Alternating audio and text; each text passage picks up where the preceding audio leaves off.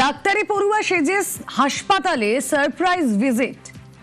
মাঝরাতে কল্যাণীর জেএনএম হাসপাতালে স্বাস্থ্য প্রতিমন্ত্রী। স্বাস্থ্যের অস্বাস্থ্যে ক্ষুব্ধ প্রতিমন্ত্রী সুমনা সরকার।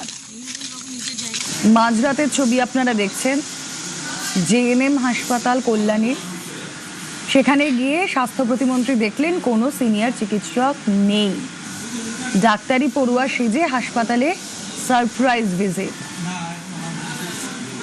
এক্সক্লুসিভ ছবি দেখছেন নিউজ 18 বাংলায়। এই সারপ্রাইজ ভিজিটে কি দেখা পেলেন স্বাস্থ্য প্রতিমন্ত্রী সুমনা সরকার? রঞ্জিত রয়েছেন সঙ্গে। রঞ্জিত, প্রতিমন্ত্রী সুমনা সরকার গতকাল রাতে তিনি হঠাৎ করে জেএনএম হাসপাতাল মেডিকেল কলেজে আসেন। সব থেকে বড় বিষয় হচ্ছে তিনি যা দাবি করছেন, তিনি তাদের নিরাপত্তারকে তিনি দূরে রেখে মহিলা সিকিউরিটি নিয়ে তিনি হাসপাতালে সোজা ঢুকে যান ইমার্জেন্সি বিভাগে। সেখানে গিয়ে কোনো সিনিয়র চিকিৎসকের কোনো টাকা পাননি।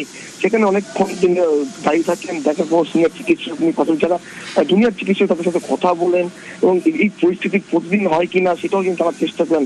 এরপর তিনি চলে যান হোস্টেলে, যেখানে ছাত্রছাত্রীরা থাকে, মেডিকেল পড়ুয়ারা থাকে। সেখানে দীর্ঘক্ষণ তিনি হোস্টেল বিষয়গুলো খতিয়ে দেখেন এবং খুব উগড়ে দেন কার্যত সেখান থেকে বেরিয়ে এসে যে একেবারে অস্বাস্থ্যকর পরিবেশ জেএনএম হাসপাতাল, চারিদিকে একেবারে জঙ্গল, নোংরা অবস্থায় এবং কোনো ওয়ার্ডে সিনিয়র চিকিৎসক থাকে না রাতে। বিশেষ করে যে ইমার্জেন্সি বিভাগ থেকে একেবারে সমস্ত ওয়ার্ডগুলোতে যেখানে জুনিয়রদের পাশে সিনিয়রদের থাকার কথা, সেখানে কোনো রকম চিকিৎসক থাকে না। একেবারে খুব উগড়ে দিয়েছেন তিনি এবং হোস্টেলের যে পরিস্থিতি সেটা নিয়ে কিন্তু একেবারে কার্যত ক্ষুব্ধ মন্ত্রী।